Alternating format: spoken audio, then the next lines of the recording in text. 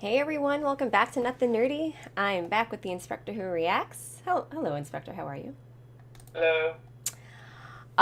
Okay, guys, this is it. So, Friday night, we had a very fun watch party, watched Avengers Endgame. My Marvel journey coming to a close. Like, it Yeah. was very bittersweet. Um, but yeah, so I went into this movie. Well, you guys know I went into this movie like anticipating hating it because I hated Infinity War. I thought it was the dumbest movie I've ever seen. It's just like, hey, let's kill everyone. Why not? Oh wait a minute. All right, let's see. Sorry, I got carried away. Let's see who's here. Hello, MXC. Hello, Captain Spike. Greatness Mountain. Hello, DC. How are you guys doing? Worst Hello, ending so everyone. predictable. Hello, the people.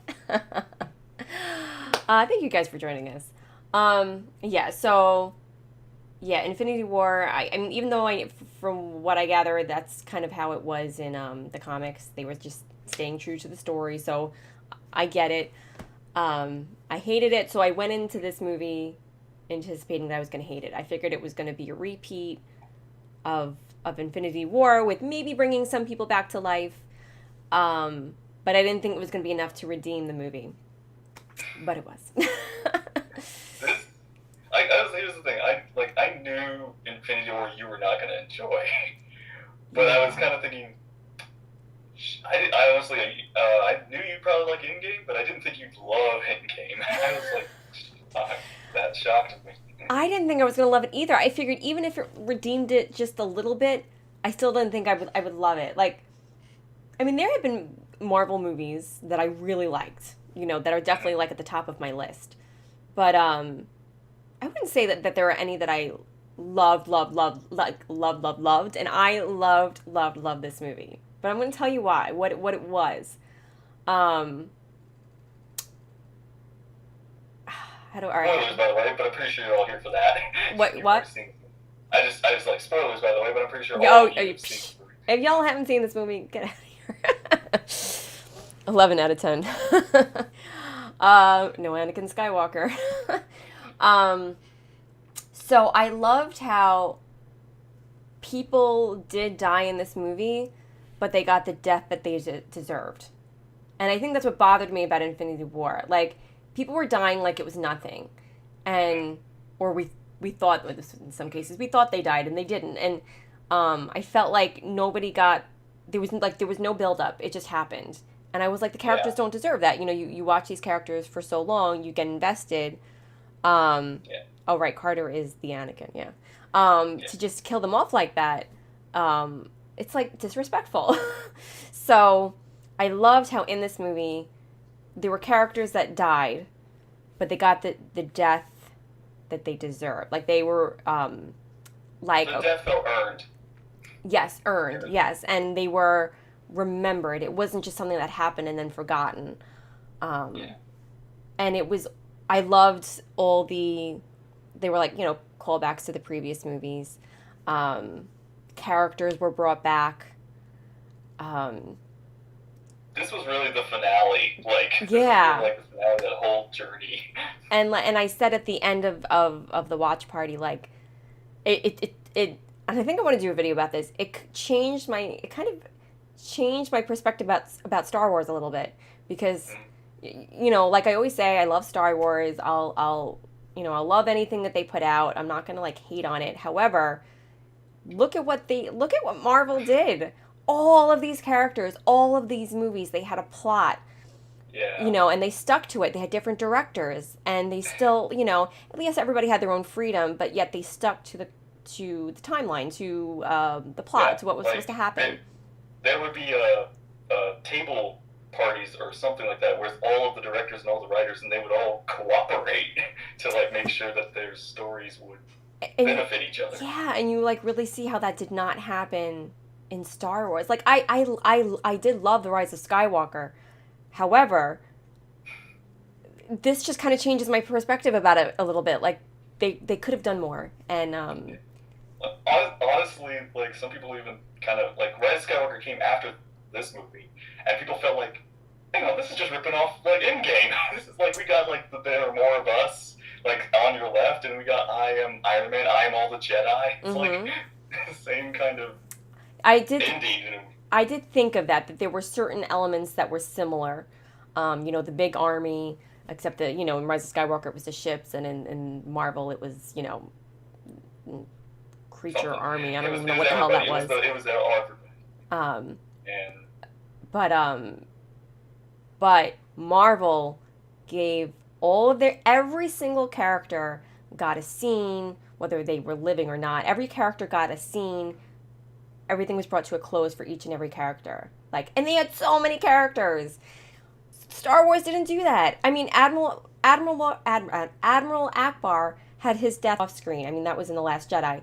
But he didn't deserve that. Marvel wouldn't have done that. So it just kind of made me angry. Star Wars was all over the place. I'm sorry, I realize this is a Marvel stream, but it. I know, this is just funny. It's just this is turning into the anti-Rise of Skywalker discussion that we had last year. I'm gonna do a video about that. It's gonna be separate. Okay. Anyway, so Marvel they just did a great job of wrapping everything up.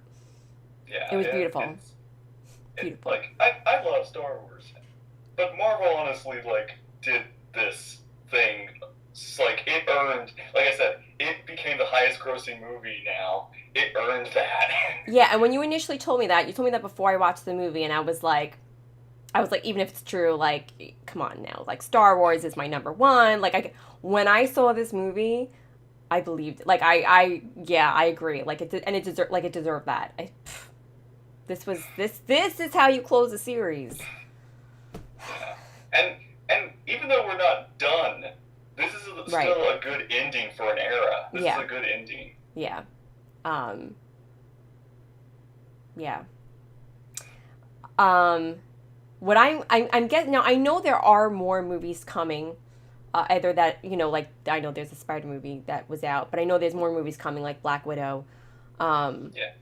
Which is now most likely has to be a prequel. It's that's that's what I'm assuming. So I'm assuming they technically they do have the freedom to do more movies, but I guess it's just gonna have to take place prior, somewhere in the timeline when she's alive. I was actually wondering if you were if you realized that when Black Widow died, you were like, wait a minute, she has a movie, right?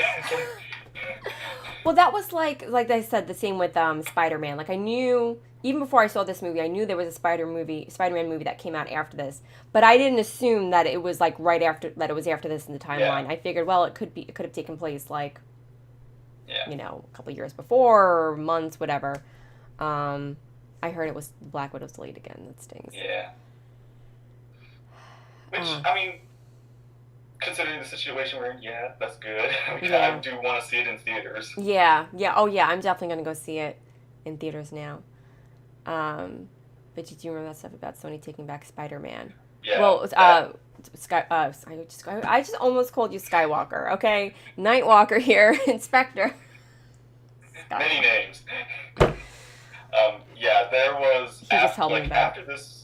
It was after this Spider-Man movie, so there was still a deal, but there was a kind of a mishap, or there was a fight or something, and Sony decided to take Spider-Man out. But again, eventually over time, they came back to a new deal, and Spider-Man's back in.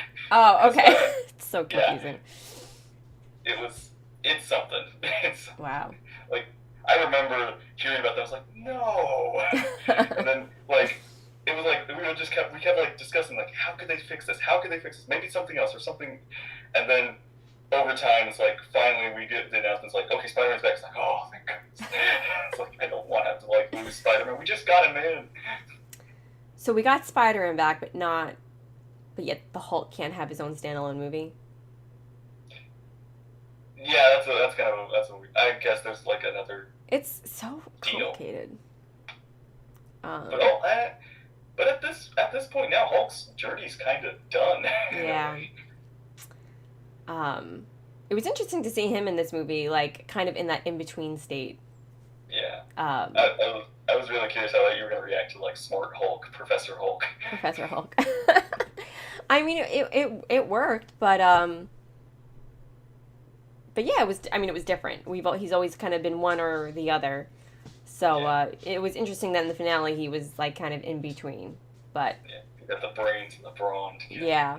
Best of both worlds. I guess he found the balance, and the balance was really him being both, not Banner like he had to be. Banner and Hulk. Yeah, him accepting and embracing the other side of him. Mm-hmm. And yeah, I do like it. Yeah, it worked. R.I.P. original Hulk. So, all right, a lot of amazing scenes in this movie. I don't even know where to begin. Well, we do have that opening with Hawkeye's family. That was kind of like... Yeah, it took me a second to realize what was happening. Once the daughter went off, I was like, oh no, this is taking place with the, During the snap. Yeah, and so I was like, oh no. But like, it sounds silly. I would rather that have happened to his family than them be like murdered horribly. You know what I mean? Like, I you know how I am. I'm oversensitive, but I was glad it happened that way and not another way. But like all of his family. Yeah. It was really sad. So. What's funny is like Hawkeye wasn't in the last movie. He wasn't in Infinity War at all. Yeah, and I didn't even realize that. I didn't realize that until I saw the beginning of this. I was like, oh yeah, he was kind of missing. Yeah. So, the second Hawkeye's family was in the beginning of the movie, I knew exactly what this meant. I knew exactly what this was. Yeah. I didn't know how many of them were going to get snapped. I just knew that was what's going to happen. Yeah. It's like. Yeah, it was sad. Oh, another thing, which you might have missed in the MCU kind of opening little thing. Mm-hmm. They actually cut out, like, you see all the characters and everything from their little clips from the movies. They actually cut out the snapped characters. Those characters were missing from that opening. Ooh, I didn't realize that. Yeah, so like Doctor Strange, Black Panther, Spider-Man, they're all missing from that opening. Wow. And another kind of detail I didn't realize is that the music, or at least like when the title appears and the music plays, they actually had half of the orchestra missing. Oh my gosh, that is really cool. Yeah, come on, Star Wars, where's that kind of dedication to a movie? Sorry. Wow, that's really cool. I like little things like that. Yeah. I was not because so Captain Marvel and Ant-Man came between Infinity War and Endgame, but I felt like it was better to just jump from that movie to this movie without in between. So I kind of gave you the prequel, kind of the build up to this movie rather than delaying the in between. Yeah, no, I like that. I feel like it made sense. I thought it was really cool that we watched Captain Marvel a while ago, and so I was really excited to see her. I was like, oh my gosh, she's gonna save the day. There was a build up to her character returning, which I kind of liked. Yeah, that's what I was going for. Is that way? It was okay, you have time to kind of grow to her. Yeah. Rather than because she was right before Endgame, she was introduced into, and so it's we kind of expected her. Whereas I felt if you know about her before, it makes her come back a little more surprising. Yeah, it definitely was. Yeah, so I was excited. I had actually kind of forgotten about her. So when she showed up, it was oh wow. And I even forgot about the beeper at the end of Infinity War. I guess I blocked it out. I blocked that movie out very quickly. I forgot about that. So I guess there was kind of a hint, but yeah. Yeah. I like Captain Marvel better in this movie. Honestly, even though she's. Do you hear this dog? No, barely. Yeah. Okay, sorry. She was a loud howl. Oh, that was a howl? I thought that was a siren. No, that was Madigan. Must be getting a delivery. Okay, sorry. But yeah, I like Captain Marvel actually a little better in this movie than her. Yeah, she I don't know what it was exactly, but yeah, I liked her better in this one too. Also, but I will say it's I'm not a fan of the new haircut. I do like her flowing mane. Yeah, she had such pretty hair. I guess, I don't know, I guess they did it to show, like, I noticed they changed everybody's hair, like, I guess just to show the passing of time, and they wanted to do something different for her. Um, and it was different. I'm not sure. I wonder if there was a reason why they chose that haircut, but yeah. Oh, another interesting little fact is I think this is what happened. So they actually she actually filmed Endgame before she filmed Captain Marvel. So she Really? yeah, so she wasn't 100% sure about her character in this movie before she had her origin movie character. Oh, that's so interesting. So she didn't like Yeah. know who she was or why she was. She just was, and that was Yeah. that's kind of interesting. Okay. Um, She's like talking Captain Marvel. I guess not. oh, and I do like the beginning with Tony and Nebula did a little football game. It was really Oh cute. yeah, it was so human. I don't know. Yeah, watching it was funnier watching like her play that. Yeah. We got to And, see like, oh sorry, go ahead. no, you go ahead. No, it's good. We got to see like another side of her in this movie. Like we got to see her really evolved in this movie. She's really fighting, right? Fighting to save the world. You know, fighting to get the stones back. Yeah, I mean, what's her name? The actress. Karen Gillan? Yes. She's such a, I mean, I always knew she was a good actress, but she was really, really good in this role, especially in this movie. Yeah. We can see the contrast from the Guardians of the Galaxy Nebula to the Endgame Nebula. Yeah. Sorry, this dog. Speaking of Nebula and the Guardians of the Galaxy, so this was one of the things that I had a question about. I don't understand how. Okay. The Thanos that came back is the Thanos from that timeline of Guardians of the Galaxy. But now that Thanos is dead. Mm-hmm. So if he died, wouldn't all of this never have happened? Well, this isn't the same timeline. It's parallel timelines. So that's a different Thanos timeline that they changed. In fact, since that Thanos is no longer in that timeline, that whole future in that timeline is going to be different than this timeline. So wouldn't have there been more changes? The only reason there was a change is mostly because of the effect that they had on the past. It wasn't their timeline. It's kind of multiverse, multi-timeline sort of things, parallel timelines. They didn't actually go back into change time. The timeline that they were in. It's an interesting. It's the most realistic and interesting way of time travel is explained. Mm-hmm. Like Back to the Future isn't what happened. Right. You don't go to the past. Yeah, I know they were trying to explain the whole time travel thing and the timelines in the movie, but I guess I wasn't really getting it. And I mean, the Guardians won't exist in that timeline.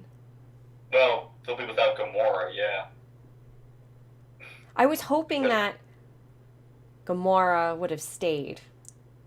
That Gamora would have stayed with, Quill and the Guard. I mean, but I realized she doesn't know them. Yeah, which is kind of the sad realization. Our Gamora is dead. I know. She's not going back. I know. And yeah, it's even though everybody that died, there are some characters that are still dead.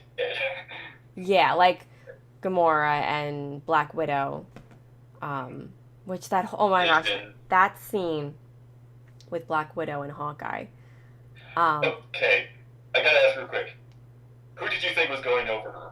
Of the two, who did you think initially? I didn't know who it was going to be. I knew who I wanted it to be.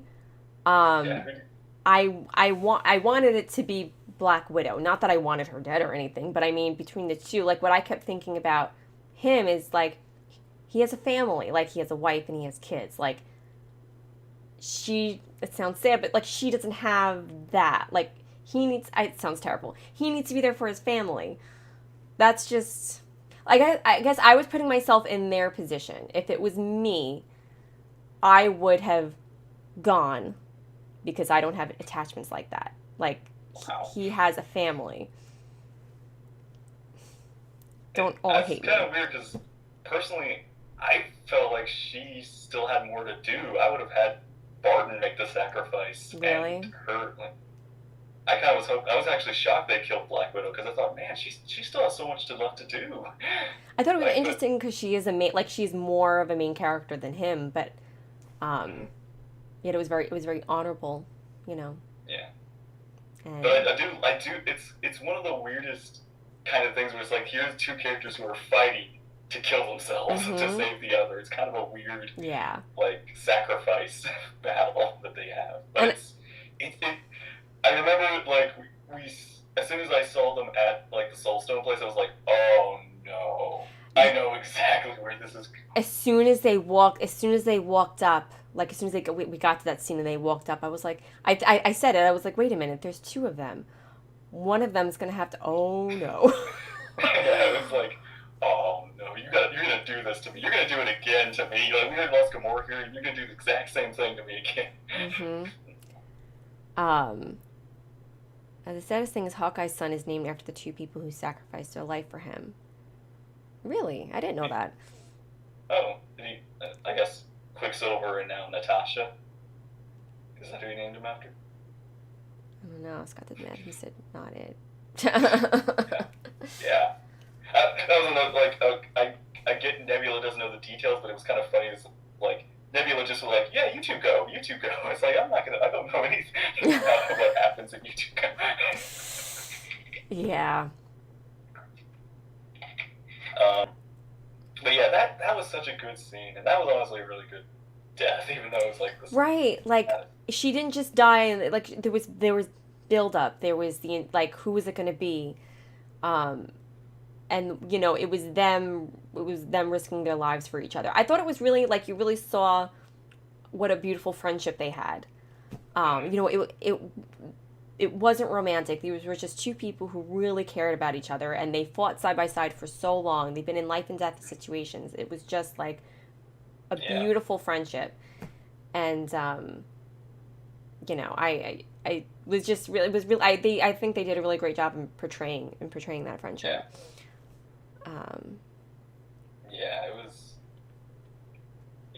It was, oh man, that still gets me, just seeing that happen. It was just one of those things I know.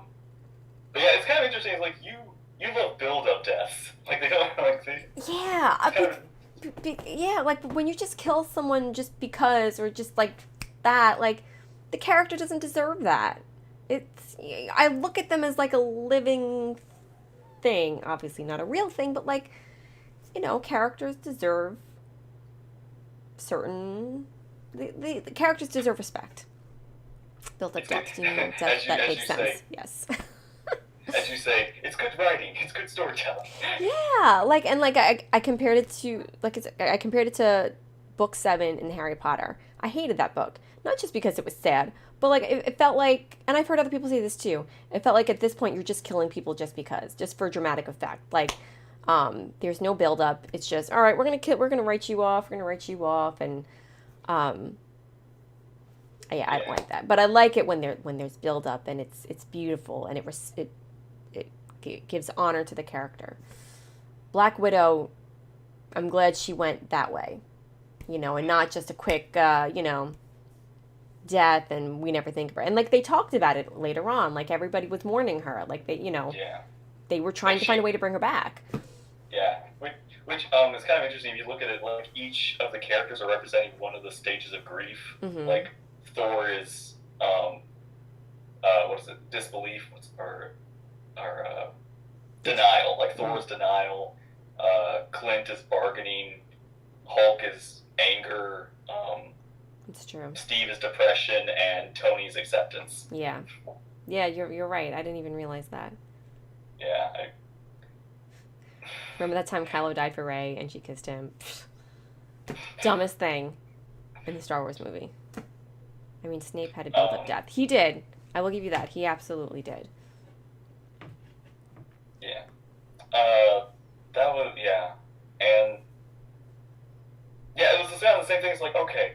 Like I said, so I was like, they killed her, but she just can't be dead, right? Like, they can't just, like, they're gonna fix some way to bring this back. It's like, and then, of course, Hawkeye says, yeah, we can't undo this. And it's just like, oh, no, yeah. we're stuck. I mean, you never, I mean, I don't think they would do this because Marvel knows how to tell a story, but it would be kind of cool if, like, down the road, there was a movie where they figured out how to bring them back.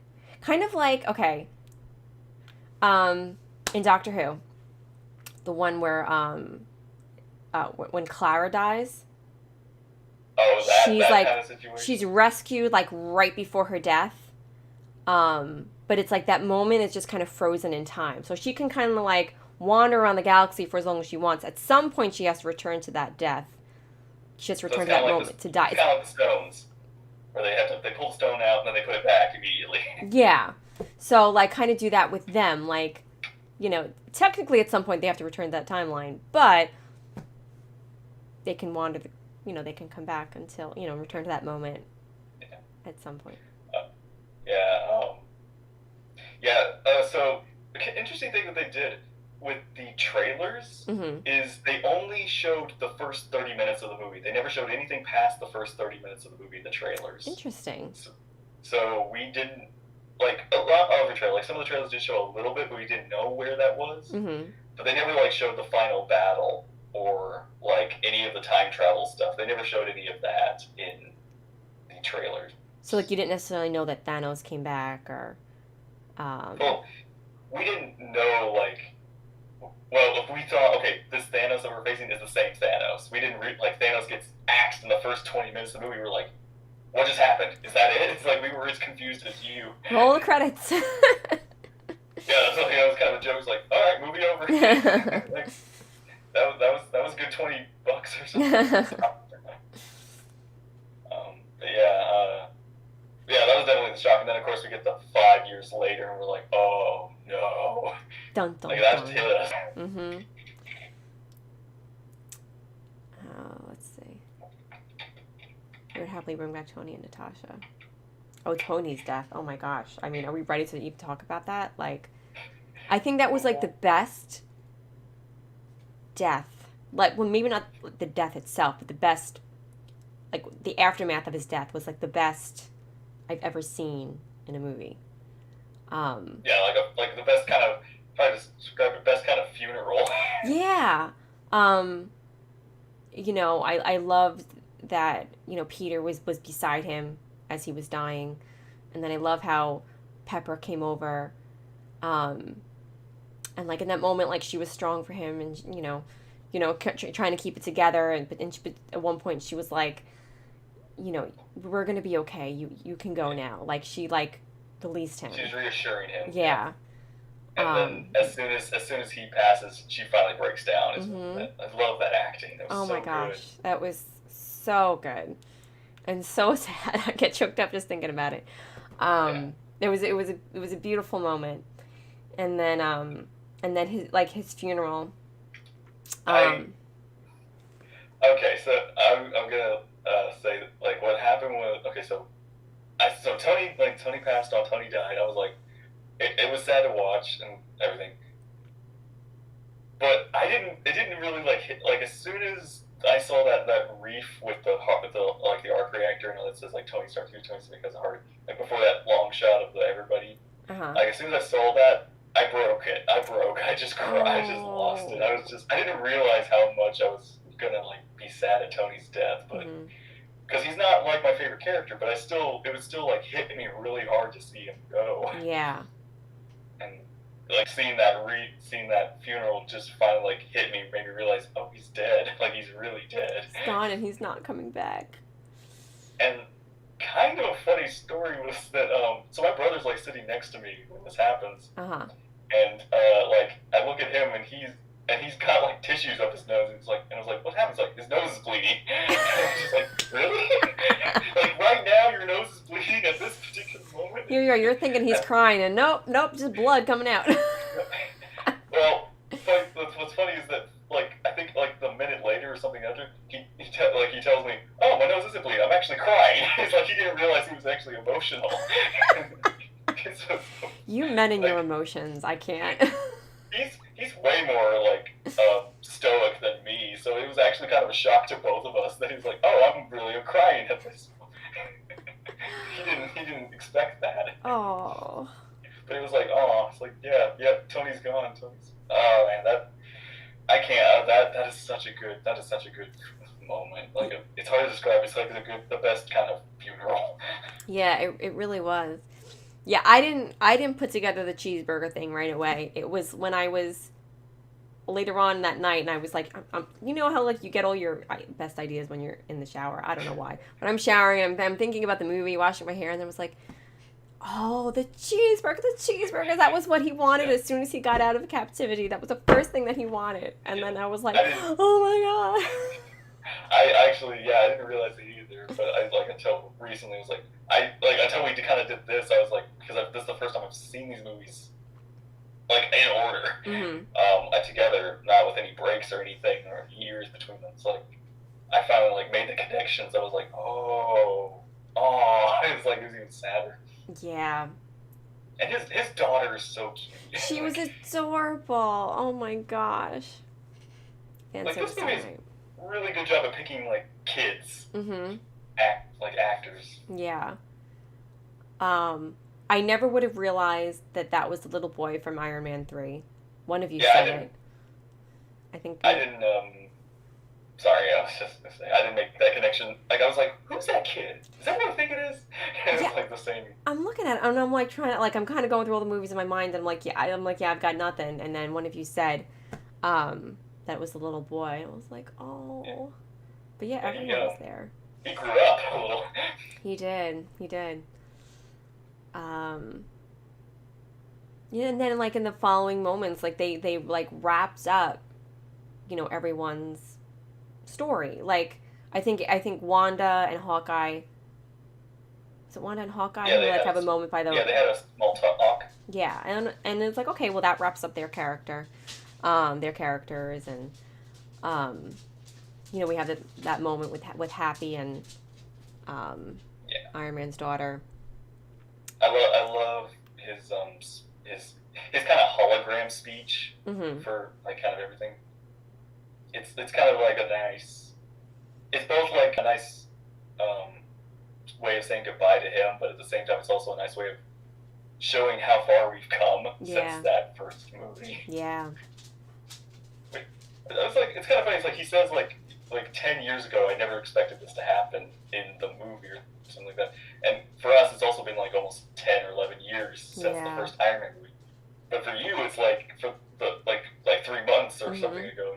I don't think you expected this to happen at the end of this that's what was kind of cool about this whole experience, was that there wasn't really time for me to speculate about what was going to happen, which I kind of like that. With Star Wars, it went over such a long span of time that there was like, you kind of built up hopes and expectations, and so you were kind of let down.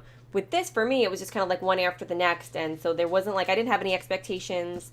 I wasn't like speculating, trying to guess what was going to happen, which was good. So I kind of went into it with an open mind. Well, this particular movie, I guess I didn't technically go into it with an open mind because I thought I was going to hate it. But you have your expectations really low. Yeah. Which really kind of helps, I will say. I think it did, because I was like, it was like, with each passing scene, I was like, I'm not hating this. Oh my gosh, this is really good. This is really good. And then like by the last scene, it was like 10 out of 10. I was gonna like, okay, I remember like when you said you loved the first Iron Man movie. When you said you loved the first Iron Man movie and you loved like Tony and Pepper and all, so I was like, oh, you're gonna like love this. You're either gonna love or hate this final movie because it's like because it's like it's an ending for them. It's an ending for their story. Yeah, and I thought it was. I really liked how the Marvel journey started with Iron Man, and it ended with him. He was born and he died, and I thought that was very poetic. It didn't happen in Star Wars. So here's kind of big stories. We already got our story. We already got our 6 movie storyline. Yeah. It was wrapped up in a nice, neat little bow. We started with Anakin, we ended with Anakin. Yeah. But they could, but this was meant to be, wrapping up the Skywalker saga. Yeah. And it didn't. In a way. I still love Rise of Skywalker. You guys know that. It's just I kind of see now I got something better, and it was, Yeah. Yeah, this is like, yeah, again, like I said, once you like loved the first Iron Man movie, it was like, okay, you're gonna have fun with this story, this journey. You're gonna enjoy this. Yeah. And okay, and then there's like the other characters, like Thor. Like, you didn't love Thor in the first Thor movie. Now you like hear all this journey up to here. And Isn't it so crazy? I loved him in this movie. I think this is what I was thinking about this, because I was like, why am I so like in love with him right now? I think it was because I was really annoyed with him in the first movie, because I felt like they were trying to play on like the female emotions, like, oh, let's put this sexy guy in a movie and give him get somebody with all the abs, and he's gonna have half the movie with his shirt off, and he's gonna have long hair, and he's gonna talk like this and be all manly. And I felt like they were trying to like lure these women in, and I was like, I'm not falling for that. So I was a little annoyed with it. And then we got to know the character a little bit better over the next few movies, and I started to really like him. And in this movie, I liked how he was just the complete polar opposite of that. Like, he wasn't this fit guy. He was, more cuddly, and he was real. He had real emotions and raw emotions. I loved him in this movie.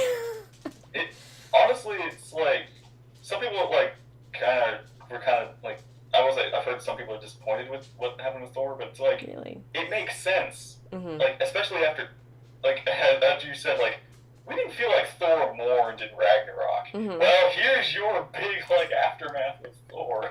After everything that happened to him, here it is. Here's Thor. He reached his breaking point. Mm-hmm. Yeah. And he came back. Yeah. But I liked it. Again, okay, so, gosh, there's just gonna be so many Star Wars comparisons. This is kind of like the thing was like Luke, Luke's journey in the Last Jedi and everything. But it's like when people compared it with Thor, and so it's like, well, Thor came back as soon as Thor was needed. He was like, yeah, I'll help you guys. I'm not gonna be more laid back, but I'll help. Mm-hmm. It's like Luke was very adamant not to be involved or something like that. Yeah.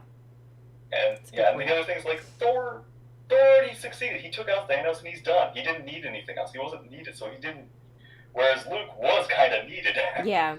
So it's kind of the big difference between the two. But his journey, we see his fall and his rise. Mm-hmm. So I do love this Thor. Yeah, I do too. I thought he was just so adorable. Yeah. And we got his Guardians. I was gonna say, as soon as when you said you loved Dark World, I was like, oh, you're gonna love this moment where Thor talks to his mom again. Oh, that was such a beautiful moment, and I loved her in that scene. He wanted to warn her, but she was like, no, things have to unfold the way they were meant to. We can't change things. It's not right. It's okay. Yeah. You go ahead. And she was almost like this guardian angel to him in that moment. He needed comfort. He needed his mother. There are times in your life where you just need your mom. They give the best advice, and he needed that comfort. He needed her words of wisdom, her reassurance, and it was just, that whole scene was beautiful.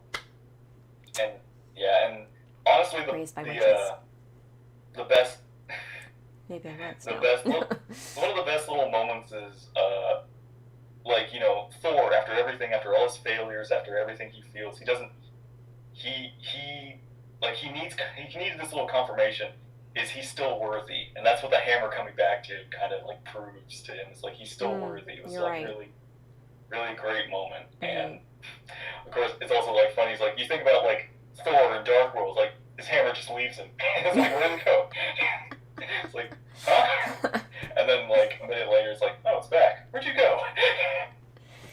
Now, speaking of his hammer, was that returned? I don't remember. Was that returned? Yeah. Captain America had it? Yeah. It was returned along with the stones. Okay. Because I was like, that would have changed things, but... Yeah. And I do... And at the very end, like, when in the final battle, like, when Thor, like, has, like, both weapons, and he's, like, he's still big, but he's all armored up, and he's got his all braided and everything. Again, it's one of those things where, like, he's not 100%, but he's better now. Right. You know, it shows you how powerful the mind is. You know, having the body is one thing, but it's all about, you know, power of your mind as opposed to your body. Like, it's all in your, you know, your head. Yeah. Yeah, he was great in this movie. You know, one of my favorite movies, I guess 2 favorite moments, but I loved the ending with Captain America. Yeah. But I loved the scene of him passing the shield. Oh yes. To Falcon. Yeah. I was like, and I want to know, when are we getting that movie? Okay, I guess I can tell you now. We're getting a TV show for Falcon and Bucky. We're getting a Disney Plus show. Oh my gosh, that is awesome. We're having watch parties for that. I'm so excited for that. That is, and I like the 2 of them as a pair. I think that's, I think that's really cool. It's going to be interesting to see how those 2 tell, like, how their journey is going to go. Because I think they're both kind of like partners to Steve. Now they're working together. So yeah. Unfortunately it got delayed. But I guess I don't want to say thankfully to catch you up. Prepared. It worked out. Yeah, I have I have to watch Agent Carter too, and WandaVision. Yeah, and I guess I can tell you that's 2. Wanda is getting a show too. Wanda's getting her own TV show. Is that what that trailer's been all about, or is that a movie? No, that's a TV show. WandaVision? And it's coming out after Mandalorian in December. Okay. All right, we can do that. We can discuss that. Like, as soon as we're done with Mandalorian, we'll just go straight to like Wanda. Awesome. I'll have to. I can watch the trailer for that now. Yeah, you can. I guess you can do a reaction to it too. Yeah, yeah, that'll be fun. It'll be on the other channel that I already forgot about.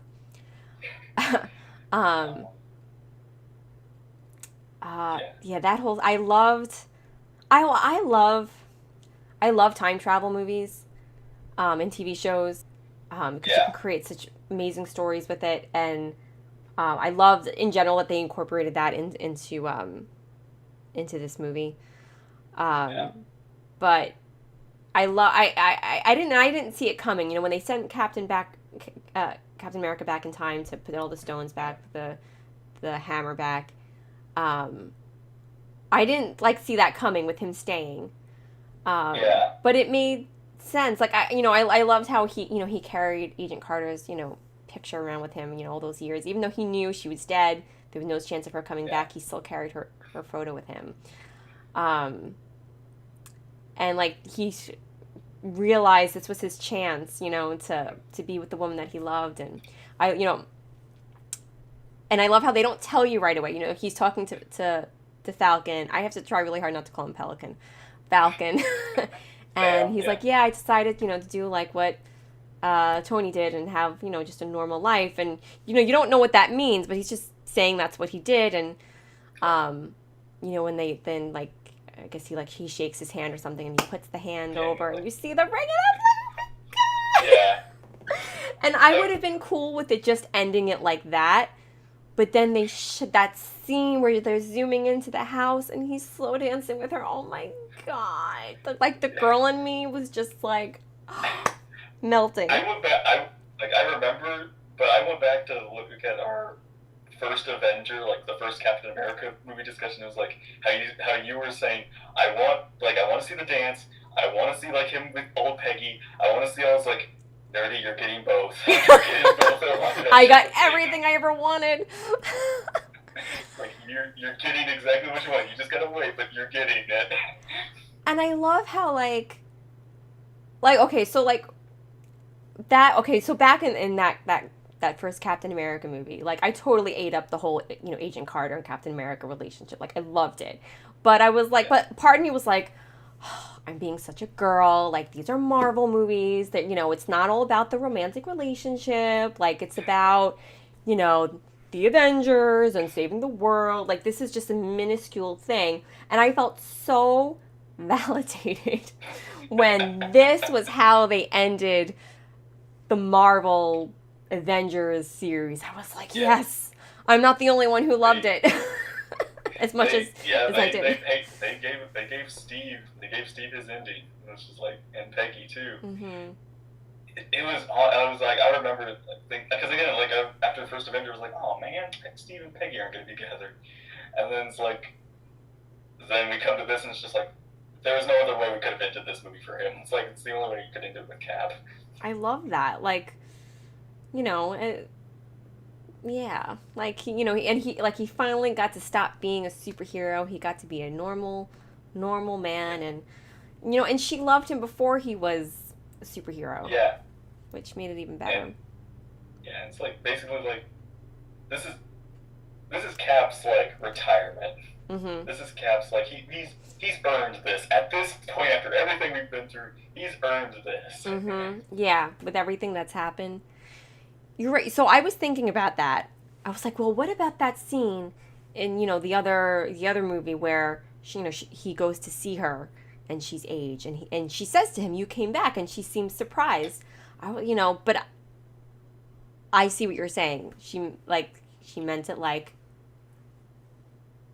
you came back. Like I don't know. I guess I was kind of puzzled by it, but too, she also had dementia, so she could have forgotten. Yeah. I don't know. Yeah. But yeah, it could have been planned. It could have just been the thing that was coincidence. It was like, hey, we can use this. Mm-hmm. It still works, which is kind of cool. Like it all depends on how you interpret it. Yeah. Sorry, I'm just. Yeah, it's basically like I figured it's like at that point I was like you are getting everything you ever wanted in this. Especially these two. I'm a happy little nerd. That was everything. That was all I needed. you got Pepper and Tony and their kid. You got Peggy and Steve. Mm-hmm. You got adorable Thor. I know, isn't that? I got everything I wanted in this movie, and things I didn't know I wanted. It's like we got each of the trio, like the three movies for the three main lead characters, kind of like, and now they're all together. Because in Infinity War they weren't all together; they were all kind of split apart. In this movie, they're finally all together again. Yeah. And yeah. I didn't want Tony to die, but I loved the way they did it. We didn't get. Now that I'm thinking, trying going over everyone's ending. We didn't really get much of an ending with Doctor Strange though, but maybe his story's not over. Yeah, no, actually, I think he's getting another movie. That's been announced that he is getting another movie eventually. There's all these things that have been announced that I can finally kind of tell you. Oh, okay, fill me in. I don't know what his movie's gonna be about, but I'm excited for it. I do love his character, and so.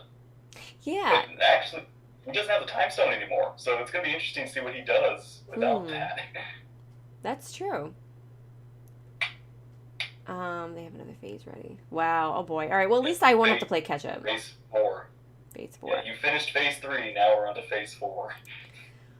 But I don't know. Here, we're still movie theaters are not open up by me yet.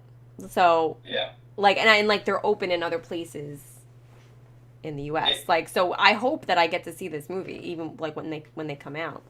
Yeah, it has been I will say the Doctor Strange one I think has been slotted for 2022, so it'll be a while before we see anything. So we'll see. That's good. And yeah, Black Widow is supposed to come out this year. There's some of the TV shows got kind of delayed because of this year, so yeah. But I think because of the TV shows and the smaller budget and the same thing, they're able to work on them easier, faster than the Yeah. big movies. Yeah, true. Mutants are coming in too. What do you mean mutants?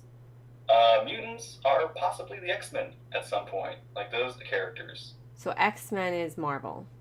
Yeah, X-Men is Marvel. I actually We thought they were don't. I just like- don't know if it's not going to be the same X-Men characters. Probably. Maybe, I don't know. It could be something interesting, but yeah, X-Men is its own universe that, because it was owned by Fox, it never was Disney owned, so it never got to be added. I will say I would like one, if we ever get the time, we could probably. I'd like to see what you think of if we ever get a chance to look at those X-Men movies, see what you think of them. They are on Disney Plus. Oh, all right. Well, that's good. Yeah, and next up I'm gonna be watching Spider-Man. Yeah. So I guess, yeah, if you want to announce, we can go ahead. We're doing Spider-Man this week. Yeah, so we're gonna be watching the next Spider-Man movie, not on Disney Plus. So yeah, and we're gonna talk about it this Friday. 7 p.m. Eastern time. So. And Sunday will be a Marvel overview thing. Yeah, so this Sunday I'm finally gonna man, this is gonna hurt my brain. I really need to go through it. I have to rank all the movies. Should I rank movies and characters? If we have time, yeah, we could do characters. I'll have to look at some tier lists and see what's fitting, I guess I should say. Yeah. What has I guess the least or not overwhelming amount. Mm-hmm. I'll see which ones are good. Yeah. We're not done. Oh, we're not done. Sorry. You know me. There's no rhyme or reason to the way I talk about things. This is I'm not. Kind of like our Rise of Power discussion. We're going all over. Yeah, the place. I'm not. I'm random. But yeah, I did love that. So yeah, after the 5 years later thing, we get this whole scene with Cap. He's kind of taking up Sam's thing, where he's helping these people who are in their, I don't know, what do we call it? Some kind of counsel. It's counseling, I guess. Yeah. And yeah, he's kind of helping all these people who are dealing with the aftermath of the snap and everything. Mm-hmm. Then he comes back and has a conversation with Nat and kind of explains that he's not moving on and she's not moving on. They still want to do something about what's been done, even though it's been years. Yeah. Yeah, it was I felt like that was very fitting of for him. He's totally the type of person that would do that. He copes by helping others. Yeah. Support group, yeah. Oh yeah, and technically Nat's kind of in charge of the Avengers at this point. Well, the people who are still fighting, but she's kind of the one taking the lead at this point. Yeah. Everybody else is kind of retired, so Natasha decided to take up mantle which is kind of cool. Yeah. Yeah, she's in in a new role, with new hair. I like her hair in this movie. All different hairstyles she has. Yeah. But yeah, you can see she's really struggling in this movie, and yeah, and they try to help each other. But yeah, honestly, this movie is it's 3 hours, but each hour is dedicated to a part. Part one is the snap, the aftermath, the depression, the build up, the learning, the kind of planning and such. The second hour is dedicated to the time travel, the heist, and all that sort of stuff. And the third hour is the battle. It's literally these 3 segments. Yeah. They were organized. Yeah.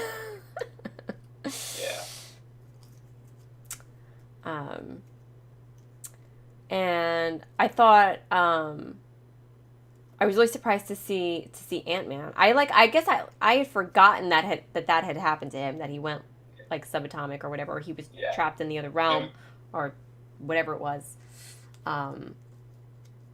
And I know the part with the mouse where the mouse like accidentally brought him back. I was like, something's gonna happen to the mouse. Something's gonna happen. Yeah, to the mouse. You were like covering your eyes and not looking. I was like, and I missed the whole thing. The rat's gonna be fine. It's gonna be okay. The rat saves the universe. Basically. Best mouse in the history of mice. Don't tell that to Mickey. Actually, I think it was a joke that they had nicknamed that mouse Mickey. That makes sense. But yeah, so that was interesting. You know, he explains it was only like, well, it was like 5 years for everybody else. It was only 5 years for him, and like how that led to them him figuring out that the whole time travel time travel exists in some way. Yeah. Oh man, the scene though with him finding his daughter. Like, oh my gosh. I didn't realize initially for the first second I didn't realize who that was. I was like, wait, that's not the ex-wife. And I was like, oh my god, it's been 5 years. It's the daughter. Like, yeah. That was, and it's one of those things where it's like, thankfully she's alive, but at the same time, it's sad he missed 5 years. Yeah, it's true. And we never did see what happened to the ex-wife, like, and her husband or something like. So did they get snapped? Has been Cassidy living alone for like 5 years? I'm gonna like assume that they did get snapped or whatever because we didn't see them, and I don't know. I feel like there would have been like a reference to them if they had been alive. Yeah. I mean, I don't know who raised her, but. I mean, it's not necessary, but it's one of those little like questions in the back of my head. It's like, man, how did she like, was she like, was there like, I don't know, orphanages or something? Like orphanages, like all the things that would have to deal with, you know, families and kids and everything after all of that. Yeah, I don't know. It's a good question. I wonder if that's one of those things that was ever like discussed afterwards. If like the director shed any light on that. I think so. They did kind of do a discussion video about like questions that after this movie. But yeah, it's actually kind of. I really love Ant-Man in this movie. Like the role he takes in. He's kind of the one that actually does save everybody. He's like really important in this movie. Yeah, like he's the one who like tells them like it's potentially possible. And he's got to try and convince everyone. Yeah. So no easy task. Yeah, and he asked them, "Do you guys know much about quantum physics?" And they're just like, "Only in mid conversation." Okay. Yeah, he goes through all the details, and so that's when they go to find Tony to get him to help them. Yeah. And that's when we find out Tony's got a little girl. I think that was so great that, like, even though in spite of everything that happened, like, they continued their lives, you know, kind of started over. They started a family. They have their own little house in the woods away from everything. So I was, like, happy to see that. But it just goes to show you he has so much at stake now. He has a lot to lose. So this is something I think, you can't, like, there was, during Infinity War, there was kind of a glitch, and I think you missed it. When he was actually talking with Pepper about that he had a dream that they had a kid. Oh, I did hear that, but that was when I was fixing my timer. Yeah, he mentions that they named their kid after Pepper's like uncle or something. They named it Morgan, and then in this one they actually still named it Morgan, like their daughter after Morgan. It was like, it was just one of those little like callbacks that I actually didn't make that connection when I first saw the movie. Yeah. It was still like, yeah. Yeah, I didn't. Morgan Howard Starr.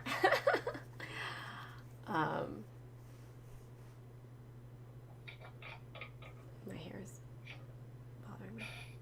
Anyway, yeah, she was really adorable. I love that whole "I love you" 3,000 and oh my god. That was such a great moment.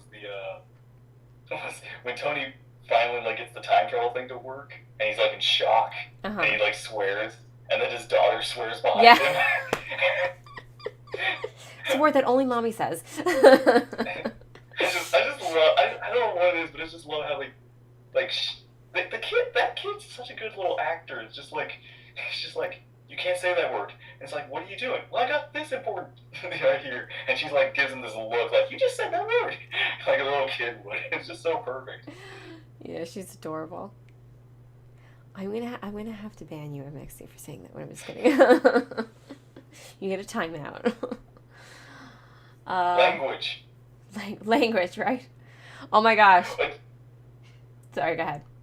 No, you go ahead. What were you gonna say? America's ass. That's America's ass. Yeah, it's like, yep, that right there.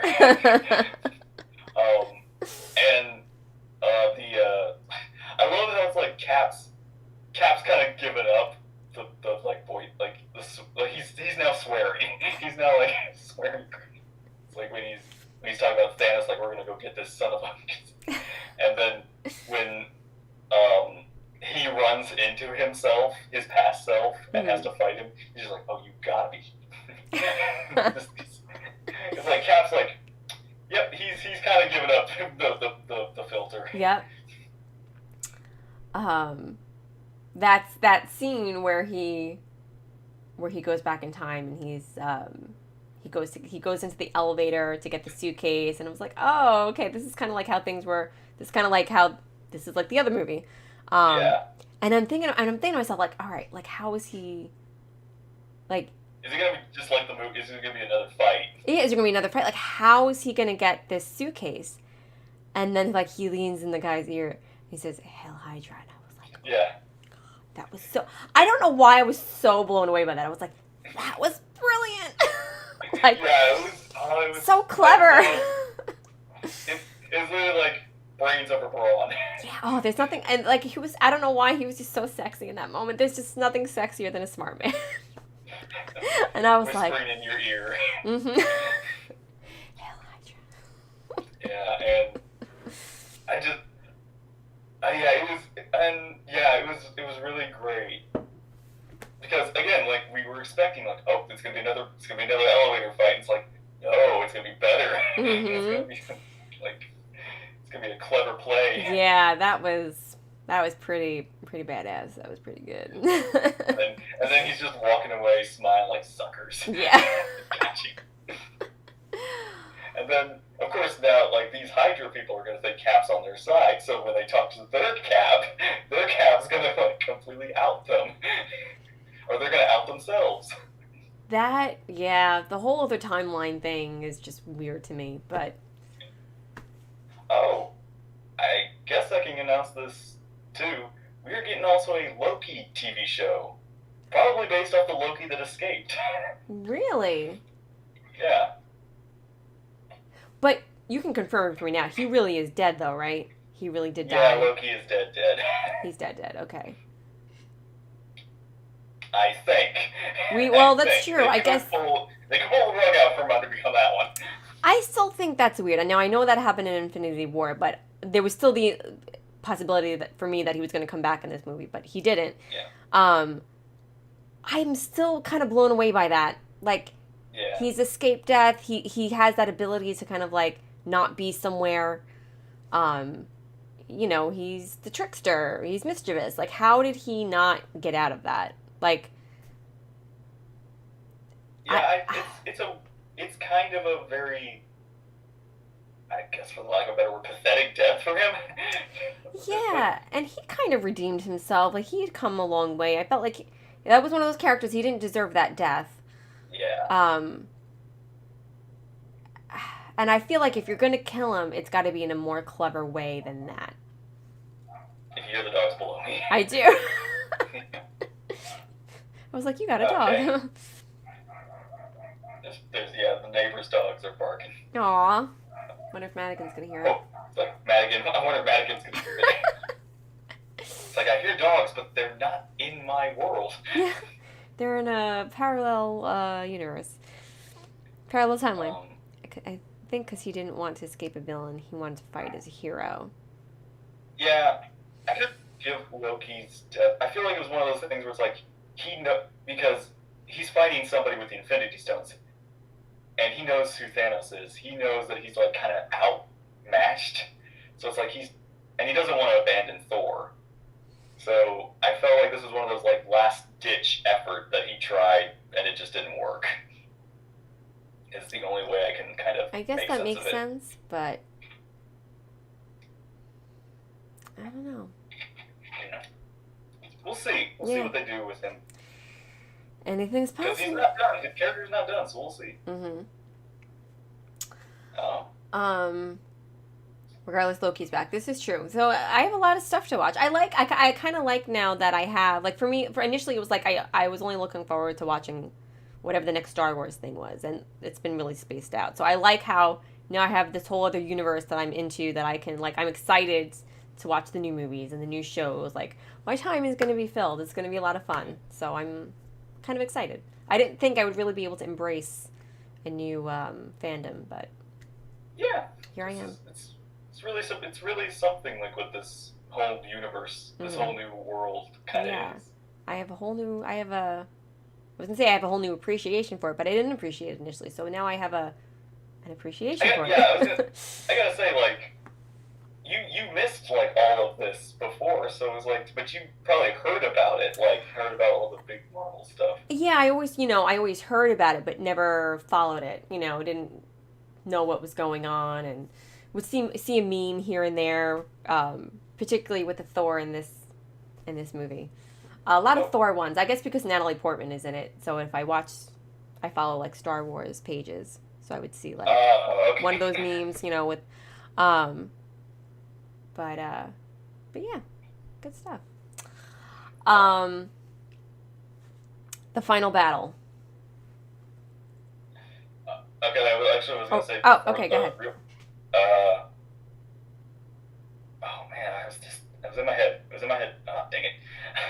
That's okay. Take a second. I can rechat. Disney Plus is really going to expand. It is. I gotta say, Disney Plus is doing pretty good for themselves, and I like how, they're really taking advantage of it, like being that, like, a lot of the movie theaters are still closed. Like, they're putting, movies on there. I like how they're adding shows from, like, our favorite fandoms, and they're doing a lot with it. So, yeah, so I'm excited. I'm really excited. Did you remember in those 5 seconds? No, but I'll try and, like, get back into the point, and then maybe it'll come back to me. Okay. So it's kind of, I guess one thing is the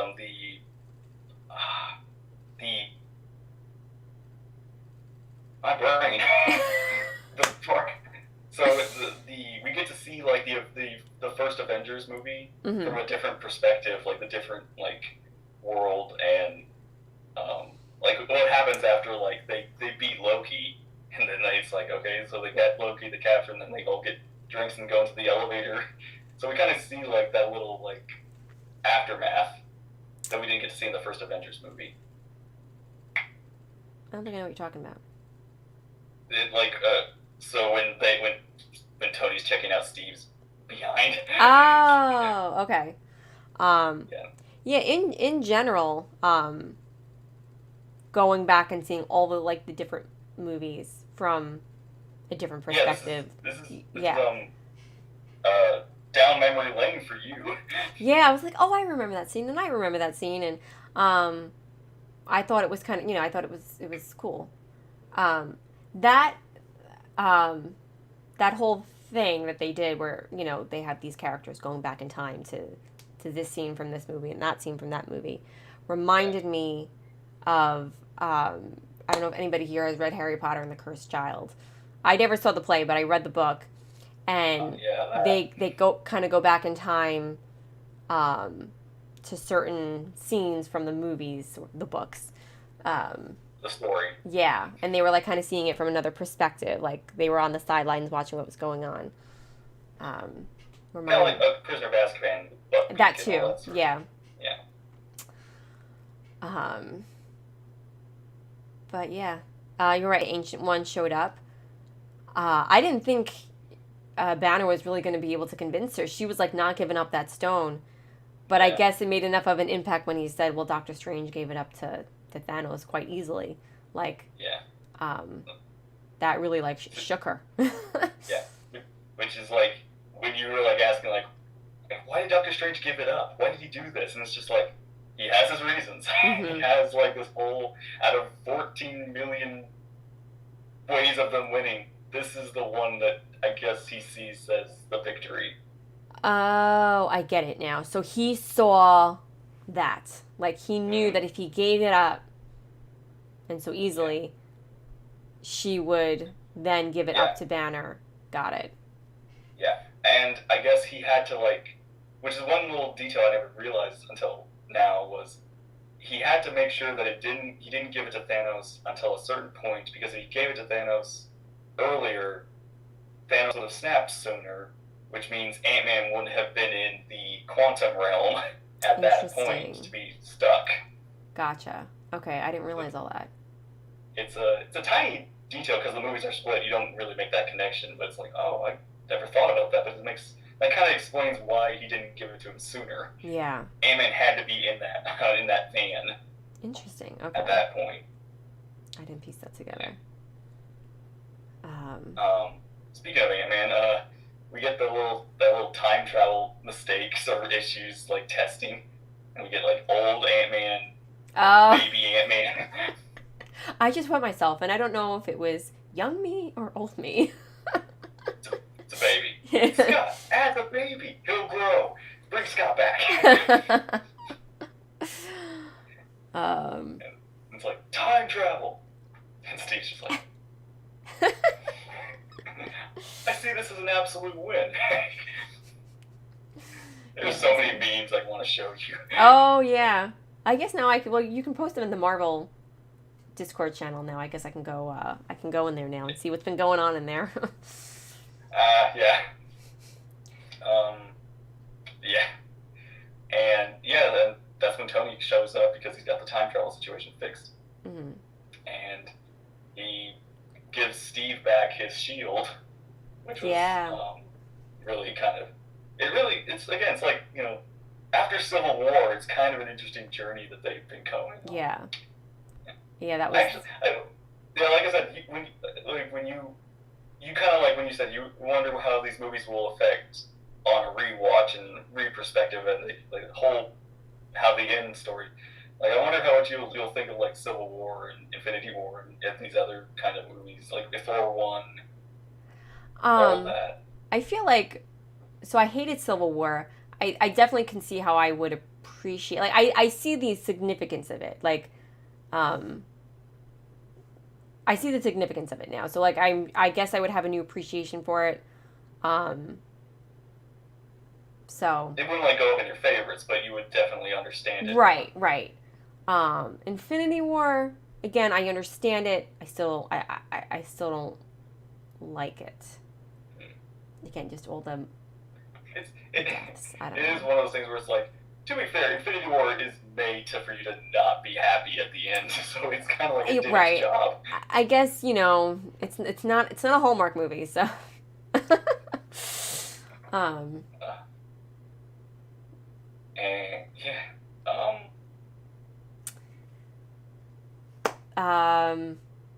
The final battle? Yeah, we can talk about that. Okay. So they snap, they get all the stones, and they snap, and they bring everybody back. But Thanos kind of interrupts them. Yeah, and he's got a whole army of, I don't know what the hell that stuff was, those creatures. Yeah, he's got more creatures, he's got a bunch of other minions. Yeah. And it's like, holy crap, like, how are they gonna defeat them? But then we just get this great fight scene with everyone, and like, you know, my favorite part was where like the shot with like all the women from Marvel, like just like they're ready and they're going to charge, and I was like, oh my gosh, this like yes, girl power, they deserve that moment. That was epic. I will say it's kind of sad. It's like the one character that's not there, the first female hero is Black Widow, and she's not there. I know. Oh man. I know. But she did it all for this. She saved everybody. Right. Like they wouldn't even be there doing that if it wasn't for her paying the ultimate sacrifice. Don't look up Reddit on that one. Uh-oh. So some people kind of complain about okay, why they're all in this one spot, all the women at this one spot in this whole battle, and yeah, there's a bunch of kind of complaints, and there's another complaint, they're defending Captain Marvel, the one person who really doesn't need to kind of defend. I don't know, it's one of those other complaints. But otherwise, yeah, it's a fun shot. I do like that they kind of did show. It's yeah, okay, we've got all of these ladies. So it's after everything, it's here. It's fair, which is understandable. I do. It's a poster shot, yeah. I would get a poster of that. That's pretty. I think it's pretty cool. I mean, I hear what people are saying. If you're gonna be super analytical about it, yes, how did they all happen to be there? No, Captain Marvel doesn't need to be defended. I feel like that's one of those scenes that it was for the fans, particularly the female fans. That was for us, okay? And I totally ate it up. That was definitely for you. Mhm. I totally dug it. Yeah, and that was okay. So yeah, after all these movies, Cap finally says "Avengers Assemble," which is it's kind of been a joke. Where it's Cap didn't get to say that in the first Avengers movie. And in the second, in Age of Ultron, the last shot is where he almost says it. It cuts before he says it. Oh. So a lot of us have been we gotta hear Cap say it. We gotta hear Cap say it. And finally, in this movie, they paid it off with everyone. Ah, I guess they were saving it for this movie. So is that something that's from the comics? A famous quote from the comics? Yeah, it's kind of a famous Avengers quote, basically. It's kind of yeah. Gotcha. What was it? So yeah, before all of this, we get the battle with the trio versus Thanos, and yeah, everything's going crazy, and you were kind of freaking out, you didn't want to look. Through most of the movie. there was the point where so you see Mjolnir get lifted, and we don't know who's lifting it. Wait, what did we see get lifted? Mjolnir, the hammer, Thor's hammer gets lifted. Yeah. So, but you were covering your eyes, just nerdy, look. That. I was screaming at the computer screen at that point. So thankfully you looked in time to see the hammer come back to Cap. Oh yes, I didn't see that coming. And oh my god, he's worth. And who said it? I knew it. It's Thor, yeah. Thor. I knew it. Yeah, that was. I was I don't know. Again, because I still have that mindset of again, I didn't know anything about Marvel beforehand. I just knew it existed. But there were a few little things I knew here and there, and that was that Thor had a hammer and it can only be held by him. So I came into this series with that in mind. Only Thor can hold a hammer. So I was shocked when the sister in Thor Ragnarok was able to hold the hammer. And then that again, another surprise, Captain America, a human was able to to lift it. Again, it's kind of when we first, in the first Avengers, when Cap and Tony are arguing, it's Cap says you're just a guy in a suit of armor. What are you without your armor, or something like that, and you're not the kind of guy to make a sacrifice play. And in this movie, Tony makes the ultimate sacrifice. Yeah. And Tony says to Cap, everything special about you, Cap, comes from the serum from a bottle. But Cap has the worthiness heart of this, so it kind of both of these get paid off extremely. Yeah, that was so cool. That was an epic scene.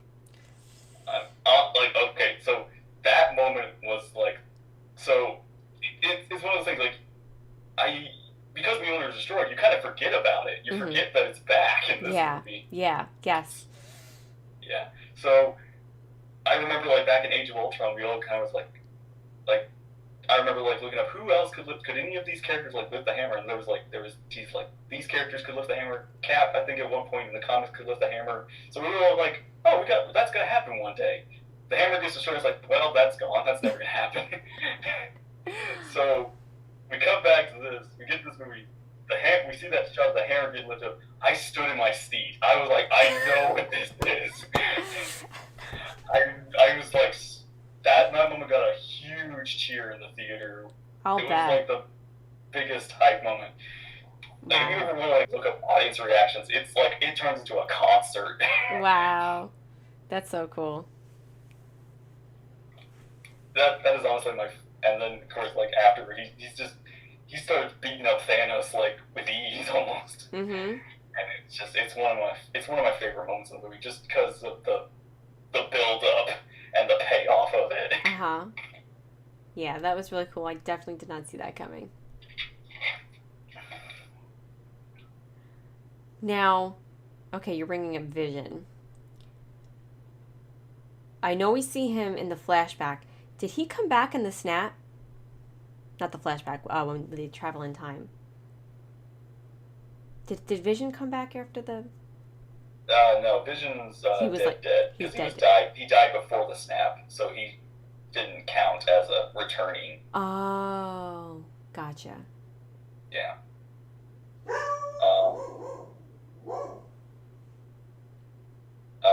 Yeah, so... He's dead. Yeah.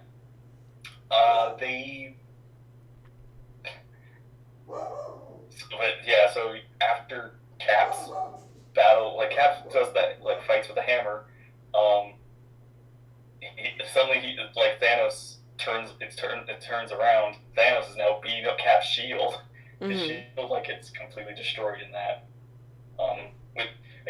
The whole movie I'm just thinking, okay, this, like, actually, yeah, when Cap picks up the hammer, I thought Thor was about to die from, like, that's because Thanos is about to kill him or something like that, and that's when the hammer comes back. But yeah, so the whole time I'm just thinking, okay, this is when they're gonna die. This is when they're gonna die. Somebody's gonna die. Like, you're on the edge of your seat during that whole movie. Yeah.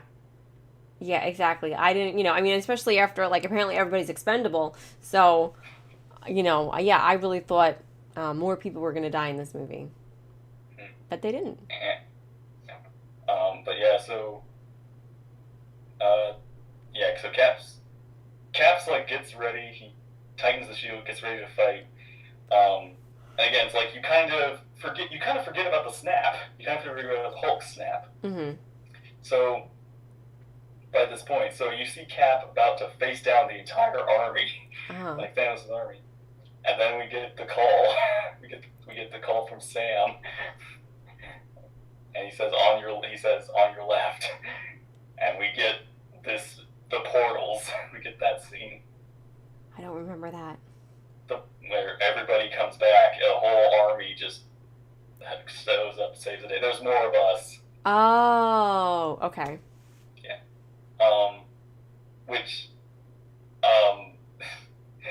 It's kind of funny, like one of those things we think about. It's like Sam talking, or Falcon talking to one of the sorcerers that's there with him. It's like, okay, you gotta open it next to Cap. You gotta open it on his left. It's like, why? Just trust me, on his left. Open the portal on his left.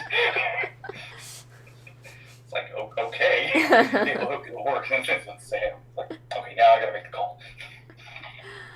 But yeah, and this movie, Infinity War, the music, the composer is the same composer from the first Avengers, like Alan Silvestri. Oh, okay. The music was very good in this movie. Yeah. So yeah, the scores in this one are all like just epic. In this one, this is one of the best scores in the whole MCU, in my opinion.